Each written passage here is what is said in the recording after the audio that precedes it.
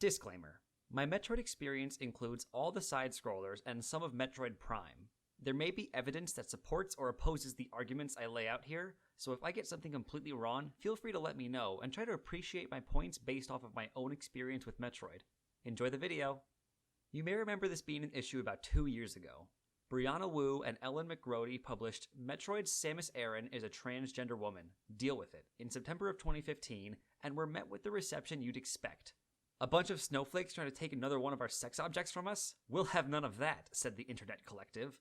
I'm not here to give an opinion on the issue, although I like that they called attention to assumed cis-hetness in video games and of course the rest of the world.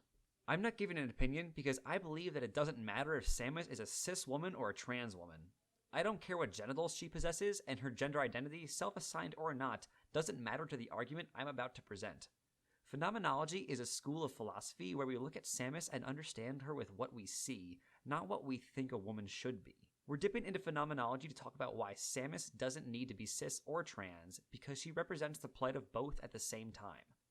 That is because in the social structure of Metroid, Samus has always been an other.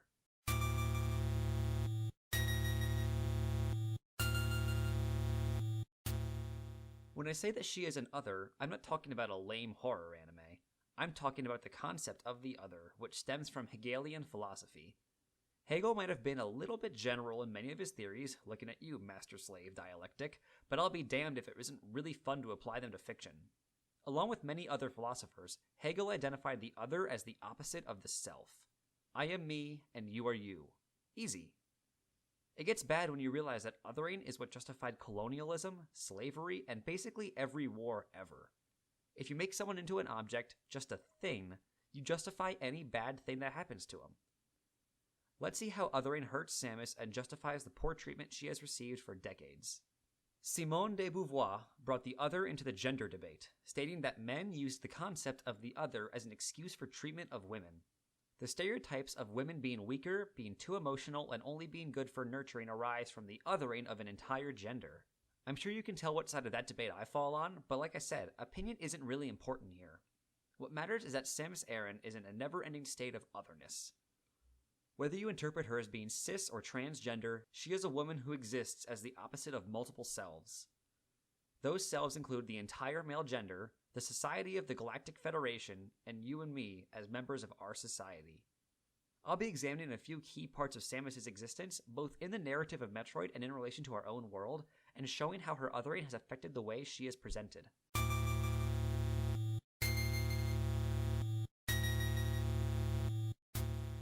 The first part of Samus' othering is one of the most famous reveals in gaming history. By completing Metroid for the NES in under 5 hours, you will see that the badass space bounty hunter you've been playing as was a woman the entire time. Whether you're seeing her long hair, her entire armorless body, or for the very skilled, a very necessary shot of her in her underwear, you are experiencing one of the most important twists in gaming. It may not seem like a big deal now, but Samus breaking out of the boys' club that gaming was in its early days, and still is in some ways, is huge. Let's think about the rhetorical impact, not of Samus leaving her suit, but the fact that she was in it at all. Of course, Samus' power suit is necessary because it lets her beat the bad guys, but don't forget that it also hides her womanhood. Samus was put in the power suit by Nintendo all the way back in 1986 because she couldn't be a woman.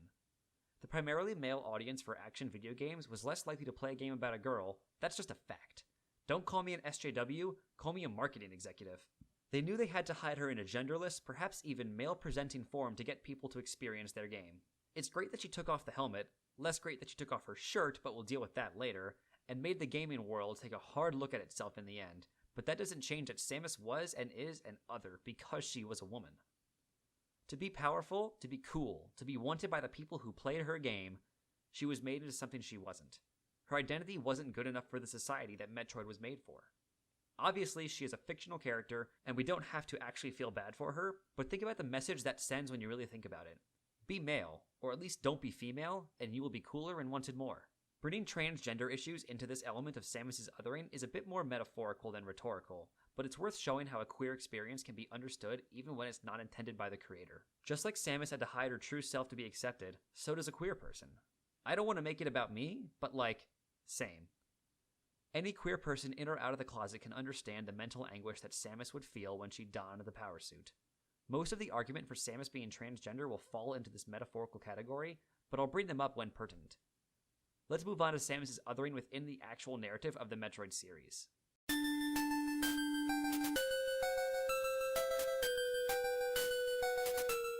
Even in a narrative where Samus rarely interacts with humans and almost never with anyone who can even communicate with her, Samus' womanhood separates her from society and structures she interacts with. This is shown through her expressing traditionally feminine characteristics, such as the ones that Simone de Beauvoir stated make women appear as less capable than men. Some of the most important parts of the Metroid games involve Samus showing caring and nurturing tendencies, a trait that doesn't really line up with the badass bounty hunter persona. Samus forces herself into the suit and forces her caregiving instincts down to complete her mission, but they come back out at key moments that truly define Samus' character. Let's look at a few of those moments. The first is from Metroid 2, Return of Samus, and it is essentially the catalyst for the entire plot of the series thereafter. After wiping out every remaining Metroid on SR-388, an adorable baby Metroid, the last of its kind, hatches and moves towards Samus. In the recent remake, Samus Returns, Samus immediately preps a charged ice beam to complete her genocide, but hesitates for a moment. Samus' masculine, emotionless facade melts away as she sees a childlike innocence to the baby Metroid. Her female characteristics overpower her drive to complete the mission, and she lets the baby live. She even risks everything to defend it as she battles Mecha Ridley. She may have had the mission to destroy the Metroid Menace, but she knows that the baby Metroid is not inherently evil. She's going against everything the player, the Galactic Federation, and even she has believed is right. If that's not being an other, I don't know what is.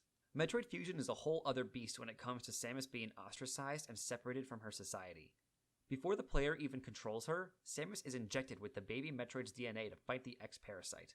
She fuses with her suit and becomes something other than human. Forget gender, Samus is a different species now. That's as other as it gets.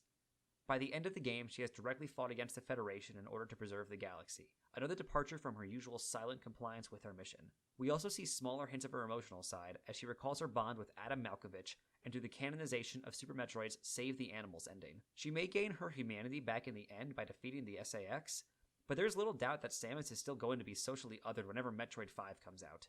Now to wrap up, let's look at how we as players have separated Samus from ourselves.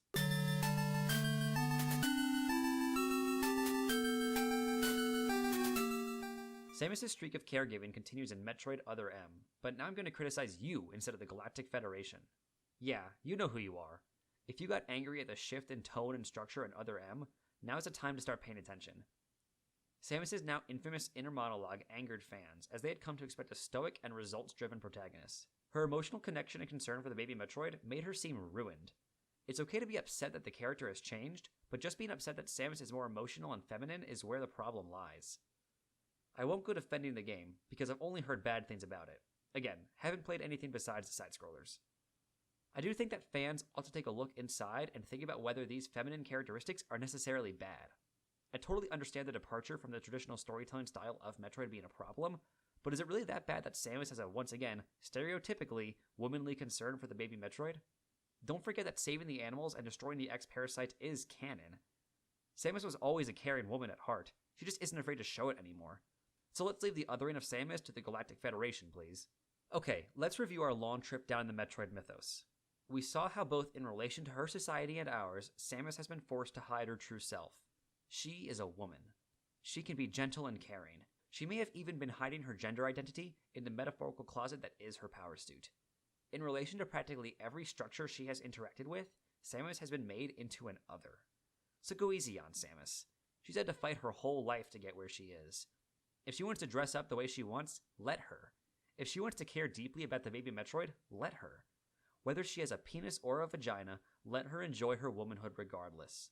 If not for her sake, then for all the women, trans and cis, who don't see Samus as an other, but as one of them.